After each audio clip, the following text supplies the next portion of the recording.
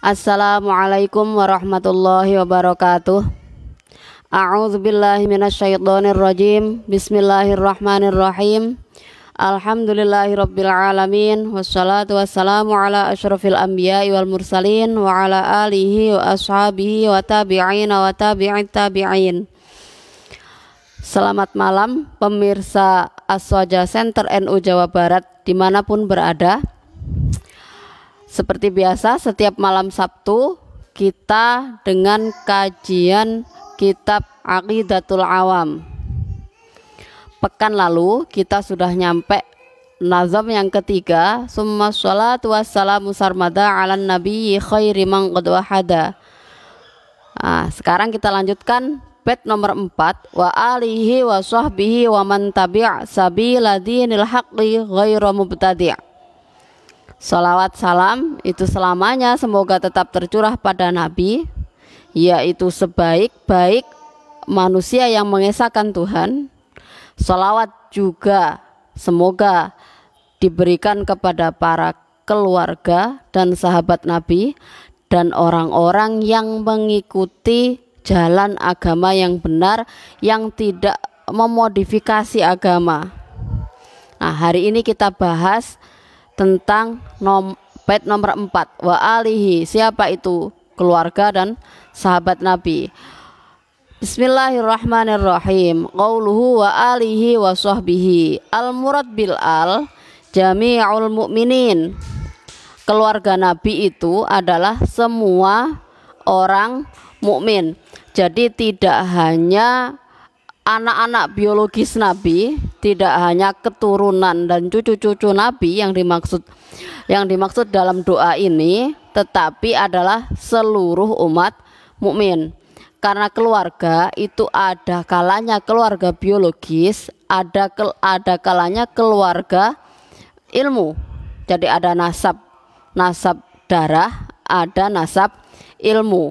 Kalau orang mukminin kepada Nabi itu adalah nasabnya nasab ilmu, karena apa yang disampaikan oleh Nabi ini pada akhirnya akan menjadi panutan, menjadi teladan yang akan dilakukan oleh orang-orang mukmin sesudahnya.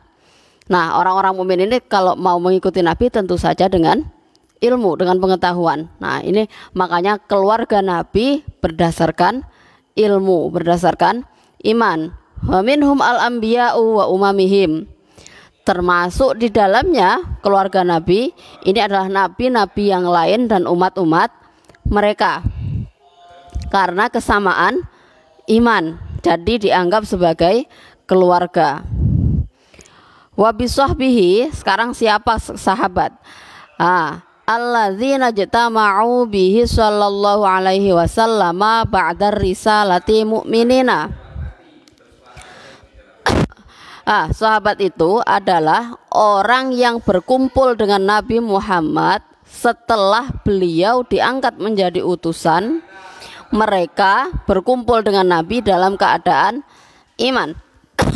Akan tetapi kalau misalnya sebenarnya mereka mengenal Nabi sejak masih hidup, akan tetapi baru masuk Islam setelah Nabi wafat, mereka tidak bisa dikatakan sebagai sahabat, tetapi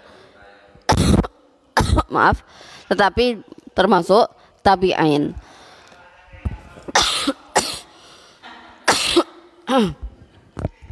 Walau qablal amri bitta'wati fi hali hayatihi fil ardi. Berkumpul dengan Nabi setelah Nabi menjadi Rasul, mereka mukmin meskipun Nabi belum diperintah untuk berdakwah secara luas.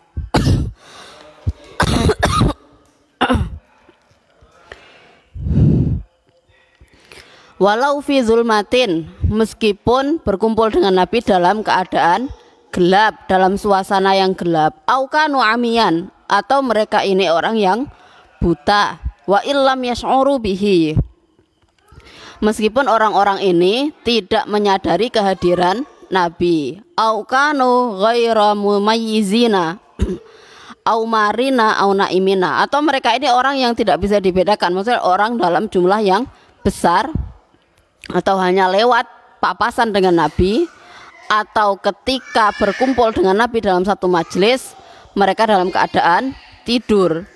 Aulam yajtami'u bihi lakin ra'awun nabiyya sallallahu alaihi wasallam au ra'ahumun nabiyyu. Atau mereka ini sebenarnya tidak berkumpul dalam satu majelis dengan Nabi, tetapi mereka melihat Nabi atau dilihat oleh Nabi. Jadi sahabat ini banyak sekali selama Nabi hidup, risalahnya selama 23 tahun. Ini tidak harus orang-orang yang dekat sekali dengan Nabi, tidak, tetapi semua orang yang pernah melihat Nabi dan dia beriman, dia termasuk kategori sahabat. Makanya ketika Nabi wafat dikatakan sahabatnya sekian puluh ribu. Nah itu karena memang banyak sekali orang-orang yang mungkin tidak mengenal Nabi secara dekat, tidak mengenal Nabi secara pribadi, akan tetapi beriman dan pernah melihat Nabi dari jauh. Walau ma'abudil masafati walau sa'atan wahidatan, meskipun dari jarak yang jauh. Jadi melihat Nabi itu nggak harus dari jarak dekat. Walau sa'atan wahidatan, meskipun melihatnya juga cuma sekali. Karena mungkin tidak semua sahabat bisa memperoleh penghidupan yang layak di Madinah. Bisa jadi mereka berhijrah, jadi setelah beriman pernah bertemu Nabi, kemudian pindah tempat, pindah domisili, akhirnya tidak lagi melihat Nabi setelah sekali itu. Nah tetap dikatakan sebagai sahabat. Wa yadkhulu fi sahabiyyi ibnu ummi maktum wa nahwuhu minal umyani.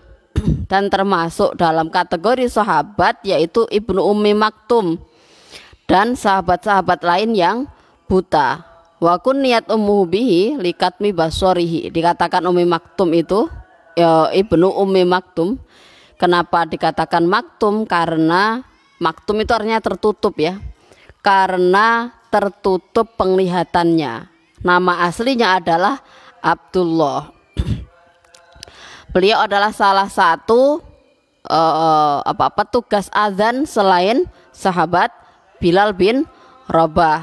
Wa yadkhulu, kemudian ini sahabat yang lain termasuk di dalam kategori sahabat Isa wal Khadir wa Ilyas alaihimus salatu wassalam. Ada Nabi Isa.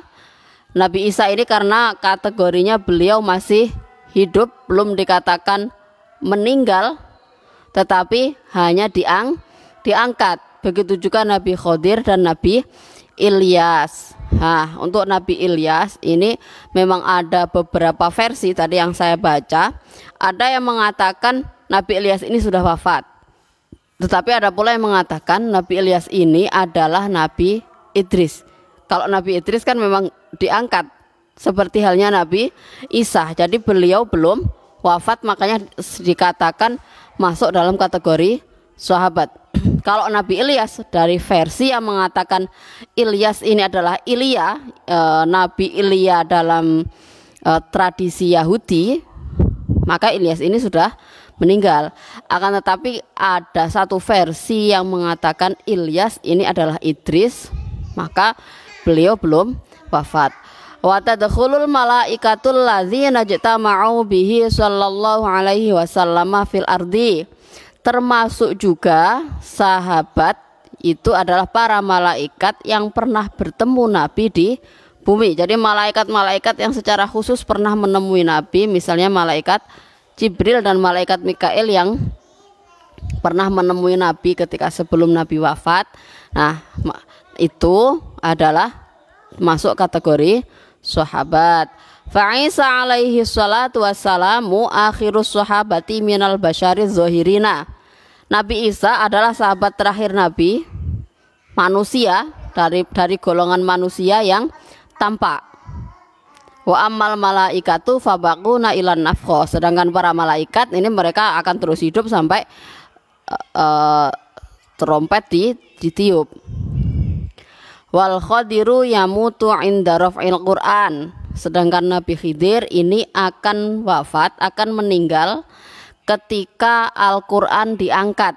Jadi nanti menjelang hari kiamat akan ada saatnya Al-Quran ini diangkat.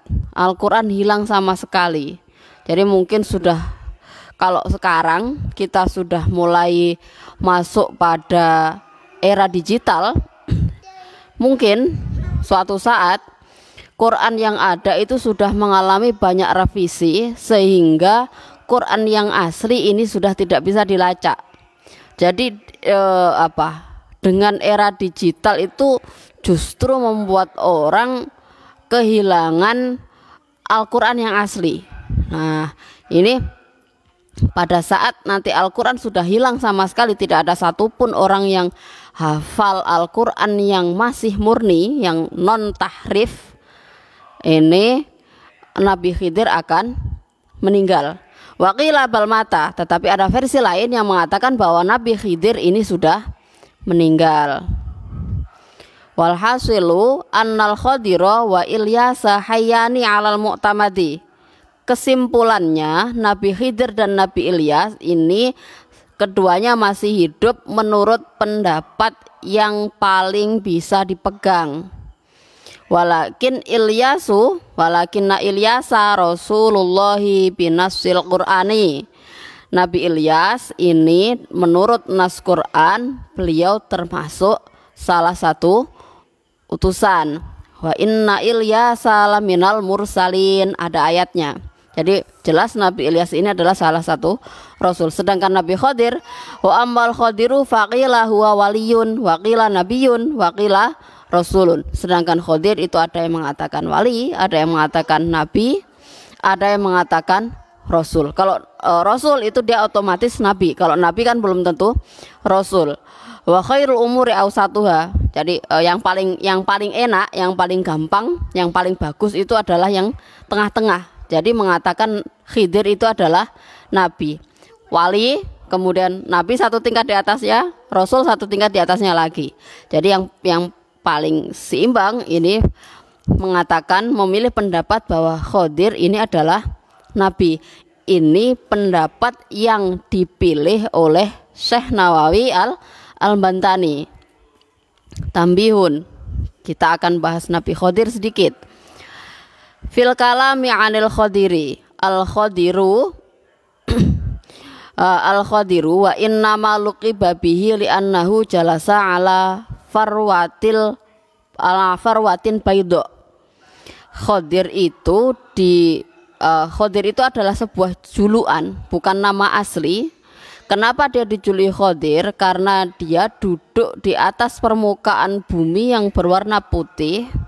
Kemudian di belakangnya ada ada warna hijau yang bergerak-gerak. Fa idza hiya tahtazu min khalfi khadra. Jadi ada hijau yang bergerak-gerak di belakangnya. Mungkin daun. Ada daun yang bergerak di belakangnya yang berwarna hijau. Kemudian dipanggil Khidir. Wa kunyatuhu Abul Abbas. Kunyahnya adalah Abul Abbas. Nama panggilan kunyahnya. Wasmuhu Balya. Nama aslinya adalah Balya. Balya bin Malkan. Jadi kalau nanti biasanya di kitab-kitab itu suka ada yang menyebut Nabi Khidir itu Balya bin Malkan. Itu artinya adalah Nabi Khidir. Wa huwa yata'abbadu bi syari'ati nabiyyina min yaumi ba'tsihillahi ta'ala.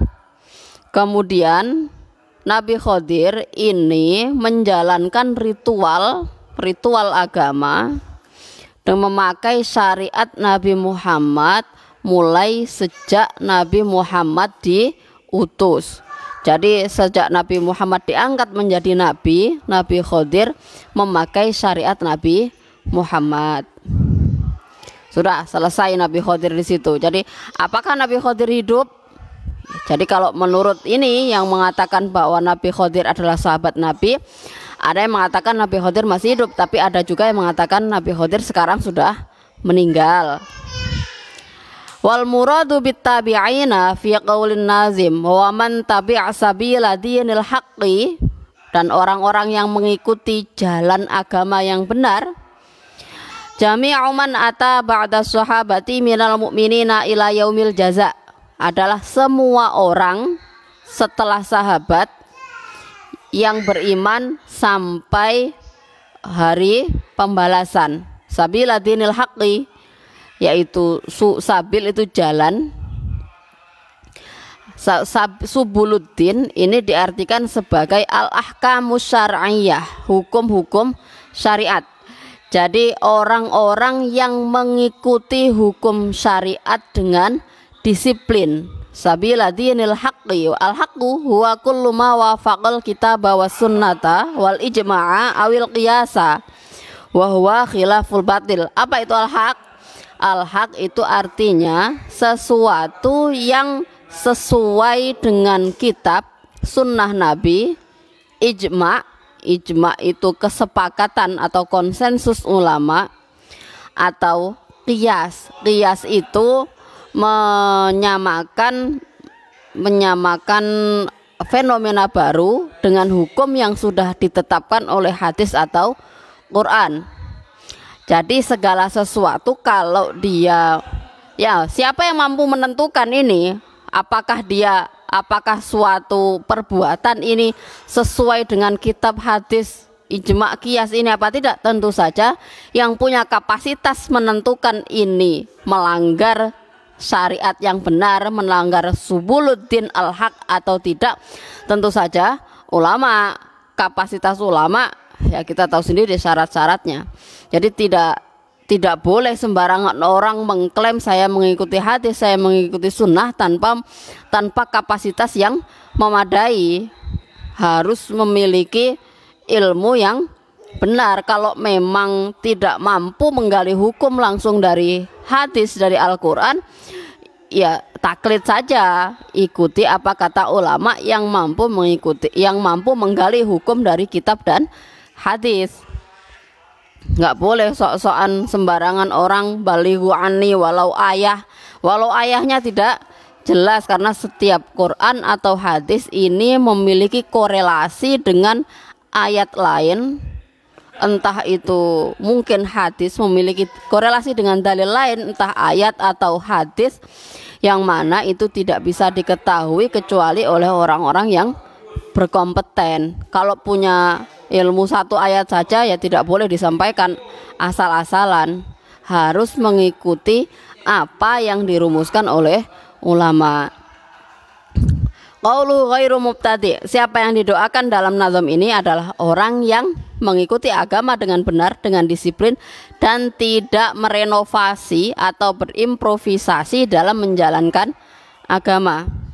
Bid'ah, apa itu mubtadi? Orang yang bid'ah. Wa huwa man kharaja 'anil haqqi, orang yang keluar dari rel kebenaran, keluar dari koridor syariat. Wa huwal mazmum, orang ini dicela. Qala al ulama al bid'atu lughatan ma kana mukhtara'an ala ghairi misalin sabiqin, orang yang berimprovisasi sesuatu yang dilakukan tanpa mengikuti rel yang sudah ada sebelumnya.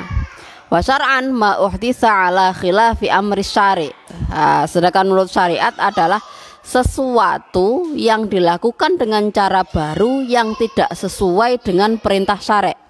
Syar'i itu ada kalanya Allah melalui Al-Qur'annya, ada kalanya Nabi. Jadi syar'i itu bisa diartikan Allah dengan dalil Al-Quran, bisa diartikan juga sebagai Nabi dengan hadisnya. Jadi syar'i sesuatu yang melanggar kaidah yang sudah ditentukan Al-Quran dan hadis. Ini namanya bid'ah. Sekarang nggak semua yang bid'ah, nggak semua yang baru, nggak semua yang belum ditentukan oleh Rasul, ini semuanya bid'ah. Bid'ah ini ada pembagiannya. Ada yang wajib, ada bahkan yang wajib, ada yang sunnah, ada yang makruh, ada yang mubah. Nah, kita bahas satu persatu. Jadi agak panjang ya memang untuk pembahasan satu nazam ini, karena memang beliau Imam Nawawi yang dibahas panjang sekali. Ahaduha wajibun. Bid'ah itu ada yang wajib. Wa huwa ma tanawalatu qawaidul wujub wa adillatuhu minas syar'i. sesuatu yang kena kaidah wajib dari dalil dan dalil-dalil syariat. Kata dwinil Qur'ani wa syara'i', seperti membukukan Quran dan syariat. Syariat itu apa? Syariat di sini tentu saja rumusan hukum dari ulama. Rumusan hukum, ulama-ulama yang merumuskan hukum, menggali hukum, kemudian merumuskan untuk fenomena baru yang ada pada masa mereka. Kemudian mereka menggali hukum dari Al-Quran, hadis, asar sahabat. Kemudian mereka merumuskan misalnya membayar zakat. Itu kalau di Indonesia pakai beras misalnya ya. Kenapa beras? Karena beras itu karena zakat fitrah itu adalah memakai biji-bijian sebagai makanan pokok. Makanya makanan pokoknya adalah beras, kemudian juga beras itu biji. Maka zakat fitrah orang Indonesia adalah pakai beras. Kalau yang makanan pokoknya sagu bagaimana? Sagu tidak bisa dikatakan sebagai biji. Sagu bukan serealia. Karena zaman Nabi memakai kurma yang berbiji. Sagu itu bukan biji. Sagu itu kan berasal dari pohon sejenis palem yang dibelah kemudian diambil tengahnya. Jadi dalamnya pohon sagu dikerok, kemudian diolah, ini sagu, dia bukan biji. Maka orang yang memakan sagu tidak bisa zakat fitrah pakai sagu. Ini syariat yang dirumuskan oleh ulama. Hadis Nabi nggak ada, karena Nabi nggak punya beras, nggak punya sagu. Wa idza khifa 'alaiha diya, ketika kenapa ini wajib? Ketika khawatir terlantar Al-Quran dan hukum-hukum yang dirumuskan oleh para ulama ini menjadi terlantar kalau tidak dibukukan. Dan itu sudah terbukti. Sebenarnya para ulama, kalau kita sekarang cuma mengenal mazhabul arba'ah yang bisa kita ikuti, apakah tidak ada mujtahid lain selain mazhabul arba'ah? Sebenarnya banyak. Seperti Ibnu Abbas, kemudian sebawahnya lagi Ibnu Abbas itu sahabat, kemudian ada lagi Sufyan Tsauri, kemudian masih banyak sebenarnya para tabi'in atau tabi'in yang mujtahid mutlak. Akan tetapi karena tidak mudawwan, kaul-kaul atau pendapat mereka tidak dibukukan, kepustakaannya tidak terjamin, akhirnya rumusan hukum mereka tidak bisa dipakai begitu saja. Kalau mazhabul arba'ah kepustakaannya lestari sampai sekarang, makanya sehingga pendapat yang bisa kita pakai adalah pendapat yang mengikuti alur logika mazhabul arba'ah. Karena dilestarikan, bukunya ada, pendapat mereka dibukukan oleh murid-muridnya, murid-muridnya kredibel, integritasnya terjamin, kapabilitas atau kemampuan kompetensi mereka juga terjamin. Jadi inilah kenapa wajib membukukan syariat. Jadi kalau kita sekarang misalnya kita ada fenomena baru, kemudian ulama yang ada sekarang merumuskan dengan entah dengan musyawarah atau dengan metode penggalian hukum yang lain, yang pastinya dengan ilhaq ya, bukan dengan kias, menyamakan dengan logika yang sudah ada dirumuskan oleh ulama sebelumnya, maka membukukan ini hukumnya wajib. Karena kalau nggak dibukukan ya hilang, entah dibukukan secara fisik atau dibukukan secara digital, ini hukumnya wajib. Fa inna tabligha liman ba'dana minal quruni wajibun ijma'an. Karena menyampaikan ilmu, menyampaikan syariat, menyampaikan Al-Quran, hadis pada generasi sesudah kita, ini hukumnya wajib. Sudah. Wa ihmalu dzalika haramun ijma'an. Kalau tidak membukukan, ini hukumnya haram. Ada acara lain yang harus saya ikuti. Sebenarnya untuk pembahasan bid'ah ini masih agak panjang karena ada 5 pembagian sebagaimana pembagian hukum Islam yang 5. Kita akan lanjutkan pekan depan. Jadi yang penting kita tahu tadi kesimpulannya yang didoakan oleh Kiai Nazim yaitu Sayyid Ahmad bin Ramadan Al-Marzuqi adalah orang-orang yang mengikuti agama ini sesuai koridor yang ditentukan oleh ulama dengan disiplin dan tidak berimprovisasi. Sekian dari saya. Mohon maaf kalau ada kesalahan kekurangan. Wallahul muwaffiq ila aqwamit thoriq. Wassalamualaikum warahmatullahi wabarakatuh.